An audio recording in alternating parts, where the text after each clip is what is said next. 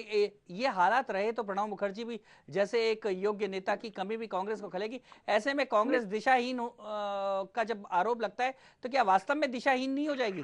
कांग्रेस में अभी जिस प्रकार की स्थिति है, उसके बाद लगता ये है कि कांग्रेस के संकट को निवारने वाला कौन होगा, एक बड़ा संकट है। तो कांग्रेस में सदन आने वाले संकट को निवारने वाला कौन व्यक्ति होगा। सबको ये लगता है कि नहीं, जैसे पहले सरकार अगर कोई बड़े नेता नहीं रहे, इंदिरा जी नहीं रही, राजीव गांधी नहीं रहे, या फिर पंडित नेहरू नहीं रहे, तब भी सरकारें चल रही। इस प्रकार से ये सरकार भी चल जाएगी। लेकिन सरकार वैसे ही काफी संकटों में घिरी हुई है और आपस में कांग्रेस के अंदर अंतर्कलह है जो कि नजर नहीं आता, लेकिन वो भी सामने आने लगा। ये सब समस्याओं आने वाले का द्योतक है। यानी कि सलमान खुर्शीद जैसे लोगों के बयानों से कांग्रेस की समस्या हल नहीं होने वाली, संकट अधिक बढ़ने वाला है, समस्या का हल होने वाला नहीं है। धन्यवाद नवीन जी। तो कुल मिलाकर बात यही है शिखर कि ये बयानवीर नेता कांग्रेस के संकट को और बढ़ा रहे हैं। पहले ही से ही दिशाहीन होकर लुंज पुंज होकर ढीली ढाली गाड़ी जो चल रही है उसमें भी ये पेट्रोल खत्म करने में तुले हैं, तो क्या हालत होगी कांग्रेस पार्टी की। कुल मिलाकर ऐसे बयानवीर नेता, ऐसे अगर ड्राइवर हो जाएं, ऐसे जो गाड़ी पहले से ही हालत डामाडोल है और हालत खराब है, उसका ड्राइवर भी अगर मान लो टल्ली हो जाए तो फिर समझ सकती है सवारी कि कहाँ पहुंचेगी गाड़ी। तो कुल मिलाकर कांग्रेस की हाल ऐसे हो रहे हैं। निश्चित तौर पे सोनिया गांधी को सोचना होगा, राहुल गांधी को सोचना होगा, कम से कम ड्राइवर सीट पे कुछ अच्छे ऐसे नेताओं को बिठाना होगा जो मंजिल तक तो ले जाएं। जी बिल्कुल प्रताप जी, कहीं ना कहीं नेतृत्व की कमी कांग्रेस में नजर आई और यही सलमान खुर्शीद ने कहीं ना कहीं ना चाहते हुए भी मीडिया के सामने अपनी बात रख दी। इस विषय पर चर्चा जारी रखेंगे, लेकिन अभी लेते हैं एक छोटा सा ब्रेक।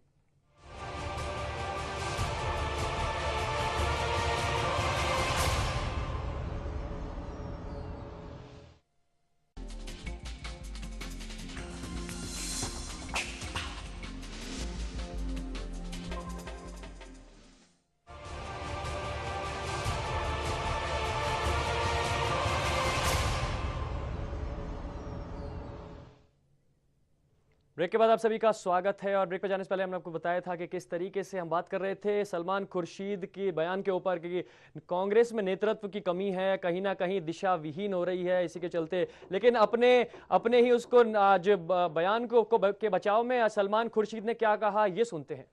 कुछ प्रश्न पूछे गए और पूछे जाते हैं और उसके उन प्रश्नों के उत्तर में मैंने जो कहा और उसको उस पर जो इंटरप्रिटेशन या उसको जिस तरह से समझने का प्रयास किया जा रहा है वो उचित नहीं है और वो सही नहीं है। डायरेक्शनलेस कभी ना मैंने कहा ना मैं कह रहा हूं, लेकिन हम कहते हैं नए युग में एक नया संदर्भ, एक नया डायरेक्शन। जब हम ये कहते हैं तो हम अपने अतीत पर प्रश्न चिन्ह नहीं लगाते। हम चाहते हैं कि वो लें, हमारे लीडर हैं, हमारे लीडर बनकर वो हमको वो शक्ति दे जो पार्टी में फीलिंग है।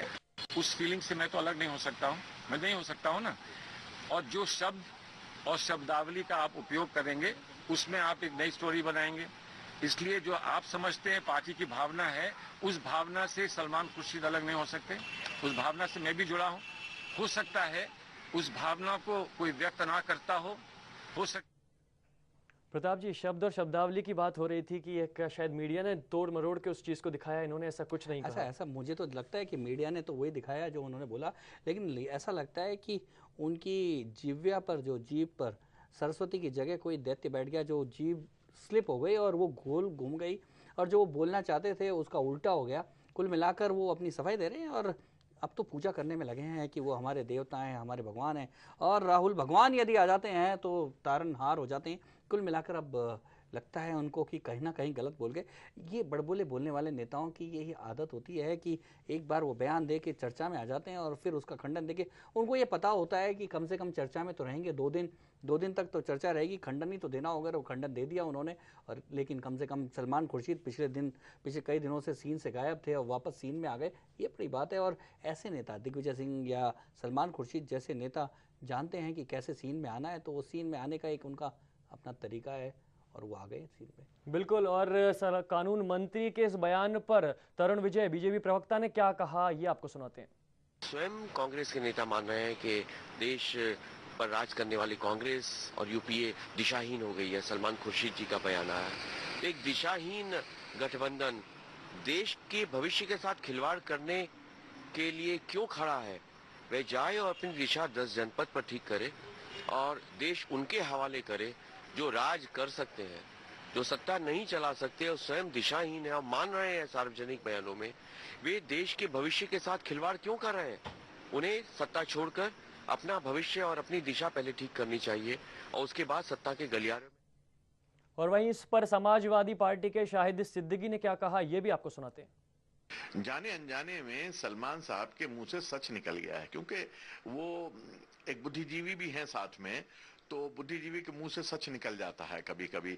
अब मुझे पता नहीं उसकी उन्हें क्या कीमत चुकानी पड़ेगी या वो अपने इस सच्चाई को बदलेंगे और वापस लेंगे, लेकिन ये वो सच है जो कांग्रेसी आपस में बहुत दिनों से एक दूसरे के कान में खुसुर फुसुर करते आए हैं।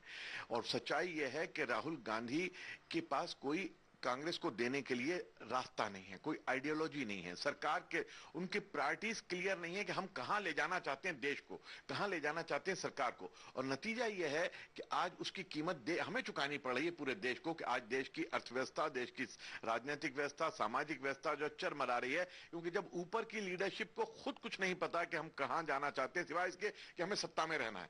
सिर्फ इलेक्शन जीतना लीडर का काम नहीं होता, लीडर का काम होता है कि कैसे देश को और समाज को एक नए रास्ते पर डाल सके और आने वाले 50 साल की जो है वो दिशा निर्धारित कर सके। वो मुझे लगता है कि राहुल गांधी के पास उस तरह। और इस पर बीजेपी नेता मुख्तार अब्बास नकवी क्या प्रतिक्रिया दर्शाते हैं, ये भी आपको दिखाते हैं।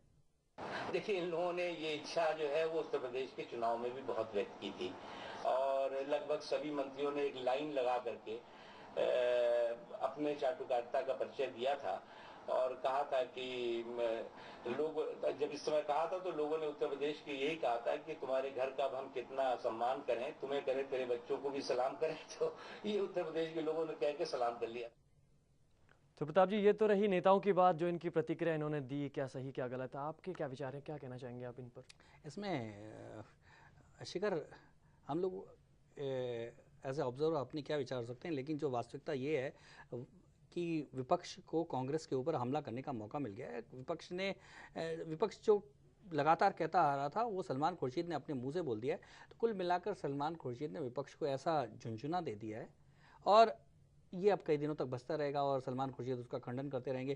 कांग्रेस पशोपेश में रहेगी और अगले गलती का इंतज़ार हम सब करते रहेंगे।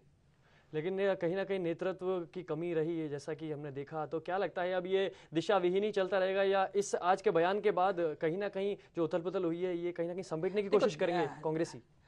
शिखर, हर बयान के बाद समेटने की कोशिश तो होती है, लेकिन इससे कोई बहुत बड़ा सुधार आ जाएगा ऐसा नहीं है, क्योंकि कांग्रेस में ऐसे नेताओं की भरमार है। यदि सलमान खुर्शीद चुप रहेंगे तो दिग्विजय सिंह बोल देंगे, दिग्विजय सिंह नहीं चुप रहेंगे तो और कोई तीसरा नेता उठ खड़ा होगा। कुल मिलाकर जब किसी राजनीतिक दल की हालत लुंज पुंज हो जाती है, सलमान खुर्शीद के लफ्ज़ों में यदि दिशा विहीन हो जाती है और कोई उनका नेता राहुल गांधी जो विचारधारा के तौर पे कुछ देने में सक्षम नहीं होता, तो ऐसे में पार्टी से कोई बहुत बड़ी अपेक्षा कर ले और वो संकटों में नहीं घिरे, तो ऐसी अपेक्षा नहीं है। कुल मिलाकर ये पार्टी संकटों में घिरती रहेगी और हमें देखना है कि कांग्रेस की गाड़ी 2014 तक और कैसे कैसे किन किन संकटों से गुजरती हुई इलेक्शन तक पहुँचती है। जी बिल्कुल, 2014 तक कांग्रेस की गाड़ी किस तरीके से पहुंचती है ये देखना भी बाकी है। लेकिन सबसे बड़ी बात यह है कि बीजेपी को इस कांग्रेस में रही उथल पुथल और अंतरकलह का बड़ा ही फायदा हुआ है और उन्होंने जमकर सीधा निशाना साधा है। फिलहाल बड़ी खबर में इतना ही। देखते रहिए HBC न्यूज़। नमस्कार।